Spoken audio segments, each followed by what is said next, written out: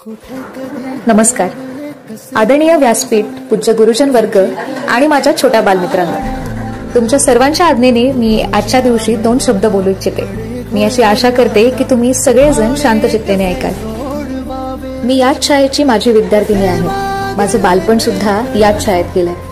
हीच शाळा, याच भिंती आणि माझ्या याच सागवेकर मॅडम. खरं तर आज मी इथं असणं जास्त अपेक्षित होतं, पण काही कारणास्तव मला आज इथे येता आलं नाही. म्हणून या एका छोट्याशा ऑडिओ क्लिप मार्फत मला जे काही आज बोलायचं होतं ते तुम्हा सगळ्यांपर्यंत पोहोचवण्याचा एक छोटासा प्रयत्न केलाय. सागवेकर मॅडम, या पुढचे काही शब्द तुमच्यासाठी. मला आजही माझा इयत्ता पहिलीचा दिवस आणि तुमचा या शाळेतला पहिला दिवस आठवणीत आहे. आज माझी आई सुद्धा तुमच्या सगळ्यांसोबत उपस्थित आहे. तुम्ही तिला सुद्धा ही गोष्ट आवर्जून विचारू शकता की मी माझ्या 1ली ते 7वीच्या या 7 वर्षांमध्ये जितका वेळ तिच्यासोबत घालवला नाही, कदाचित त्याहूनही जास्त वेळ मी या शाळेत घालवलाय. मला माहितीये मी तुमच्या तितकेच चांगले लक्षात आहे जितकं की तुम्ही माझ्या. तुम्हाला आठवतोय का माझा इयत्ता पहिलीचा पहिला दिवस आणि तुमचा या शाळेतला पहिला दिवस? आपल्या वर्गातला तो लाकडाचा टेबल आठवतोय का, ज्याच्या खाली बसून कायम शेवटच्या तासाला आपण सगळे मिळून खेळलेली भांडीकुंडी?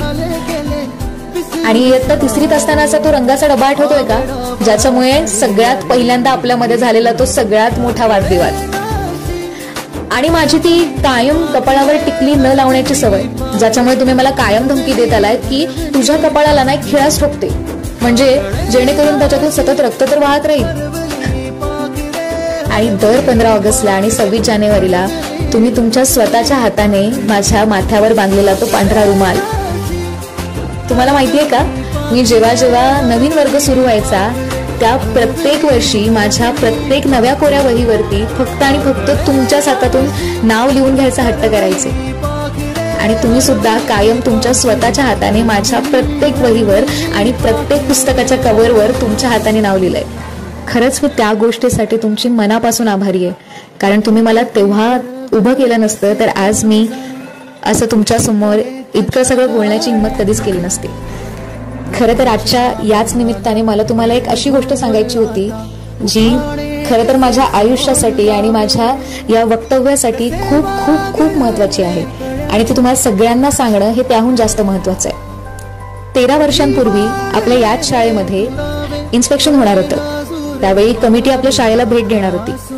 मी इयत्ता 3रीमध्ये होते आणि सगळ्यांचं असं ठरलं होतं की प्रत्येक वर्गातल्या किमान 3 मुलांनी तरी समोर जाऊन भाषण करायचं होतं, कारण 1 ऑगस्ट होता आणि लोकमान्य टिळकांची पुण्यतिथी होती. आयत्या वेळी माझ्या वर्गातला एक मुलगा आलाच नाही. मग आता आयत्या वेळी कोणाला उभं करायचं असा प्रश्न सगळ्यांना पडला. त्यावेळी याच सागवेकर मॅडमनी आमच्या इयत्ता 3रीच्या वर्गातल्या सगळ्यात जास्त आणि सतत बडबड करणाऱ्या मुलीला पकडून आणलं. एक कागद घेतला, पेन घेतला आणि त्याच्यावरती 4 ओळी लिहिल्या आणि त्या तिच्या हातात नेऊन दिल्या. तिला माईक समोर अक्षरशः ढकललं आणि कानात म्हणाल्या, दिवसभर तर इतकी बडबड करतेस, मग या 4 ओळी म्हणून दाखव, वक्तृत्व तरी सुधारेल.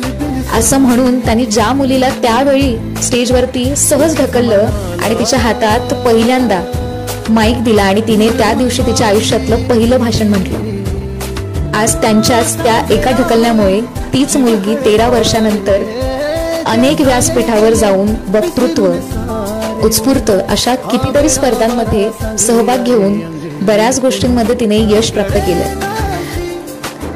मी कालही तुमची विद्यार्थिनी होते, मी आजही तुमची विद्यार्थिनी आहे आणि मी कायम तुमची विद्यार्थिनी असेल. माझ्या आयुष्यातलं तुमचं स्थान हे कायम उच्च राहील.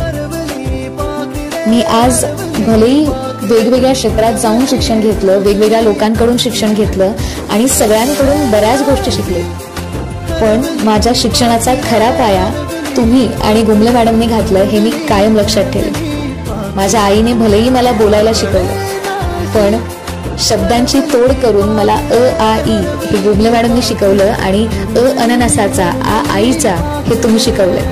खरं तर मी माझ्या सगळ्याच बालमित्रांना हे सांगू इच्छिते की तुम्ही आयुष्यात कुठेही जा, कुठेही दुसरीकडे शिक्षण घ्या, पण तुमची सुरुवात जिथून झाली आहे आणि तुमचा पाया ज्या लोकांनी घातलाय त्या लोकांना कायम लक्षात ठेवा, कारण यांनी शिकवलेल्या छोट्या छोट्या गोष्टी तुम्हाला आयुष्यात कधी आणि कशा कामी येतील याचा तुम्ही विचारही करू शकत नाही.